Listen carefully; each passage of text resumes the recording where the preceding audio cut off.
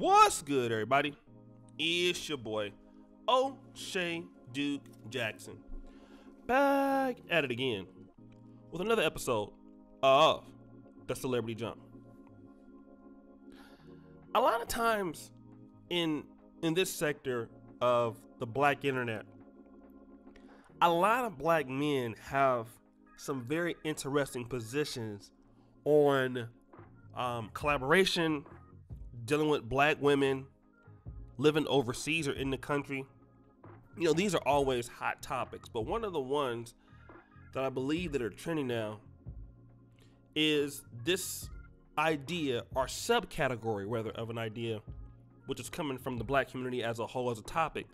What is the incentive for black men to build infrastructure in the black community? And when I talk about black community, a lot of us want to assimilate into the idea that the black community is just all poor blacks. You know, there's no middle class black community sector. It's all ratchet. Like, come on now. I deal with guys like the lead attorney. Shout out to JT Pocket Watch and Accountant Reacts.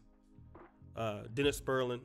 These are also people in the black community who are also represented, but we always want to look at the black community as some huge ghetto where people don't work, people don't have income, all right? That you just need to leave it because it's so bad. Now, that might be representative of your particular neighborhood, but that's not true for everybody. We need to get out of that, cognition, right? But that's kind of really what the argument is for most black men. What's the incentive? And let me tell you this. I was a guy that came from the black community. My father was on crack. His drug addict followed us from LA to Sacramento. Okay? I remember having to get down on the ground when the Nickerson Gardens and the Grape Street Watts Crips was exchanging drive-bys and Watts. You know, my dad had been shot 5 times, different occasions. So I understand what this is about. If don't nobody know, I know. I want to tell you guys something. My parents also told me there was no incentive in dealing with black America. That my incentive, if I was going to deal with black folks, move to Atlanta, move to DC, get the hell out of Sacramento, get the hell out of California, and go work for the white man. That was what they were telling me in so many words. Don't worry about Africa. Don't worry about none of that. Just, this is what you need to do. Now, they're telling me the best information they had at the time. But what I found out, I went to work. I worked for some cool companies. But at the end of the day, when it was time for them to release people, or you're not worth what we think you're worthing, I was out of a job. All right. When I started dealing with the people in our community and using my skill sets as being the middleman, connecting people, working well with people, using my talents for my own people, that's when my life has been better off. It's blossomed. My life took off in a different direction. Okay? I was no longer flustered before,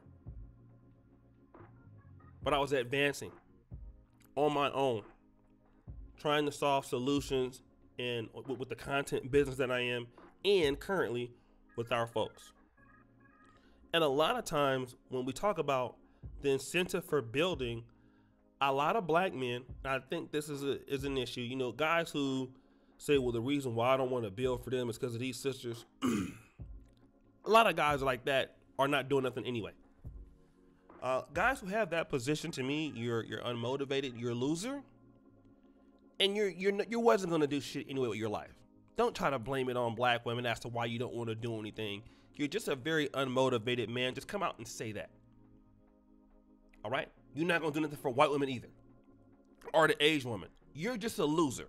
So guys who use that argument as to why they're not gonna do nothing for, you're stupid.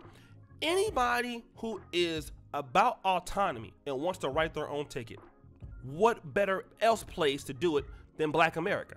Let me tell you what I'm talking about. Brother Omar who's from All Urban Central YouTube channel. I've done some work over there. He's a good brother. He's from Oakland, California. He was telling me all of the sites, all of the things, sometimes even started about black, you know, Q from World Star. It's now owned by a white person. Versus white people. Every other community finds your resources so good that they're gonna come over there and set up shop in the things that you create. Yet you yourself have the audacity to tell me and other folks that there's just no money in the black community. It just doesn't make any goddamn sense when everybody else, Arabs, Indians, you know, Koreans, they're over there where you're at. Over there with your money. Not just in black America, wherever blacks are at. This is where they're at. And so at some point, enough is enough. I'm gonna be getting paid over here with my folks. Y'all gonna pay me, okay, for what I do. Because the incentive is I want autonomy. I want the ability to be able to build and do things for my people and help our talented group, just like the white man can do for his group. I want to be able to be a leader for our community and our guys and work with other leaders, just like the white man does with his people or the Asian man does with his people. I want the same power that other groups have for their people that I want with my people. I don't want to work for them or have no autonomy in it. I want to have autonomy in it. So yes, that's my incentive. Everything for black men a lot of times comes down to women. Now don't get me wrong. Beautiful women and having access to women is definitely an urge for the black man. Any man, any heterosexual man wants to be around good looking women, women who you can have more access to. Obviously you can't get every woman, sure. But for those that you can get, you have a better opportunity. What better way to show up with some power? You know, and this is the thing, like, you know, I'm gonna do a video about there is no black community. I'm gonna do it actually on video because I want y'all to see my video face when I'm roasting y'all. The incentive is for you to build something that is hard for anybody else to take away. And I'm gonna tell you like this, a lot of brothers are looking to support black owned platforms.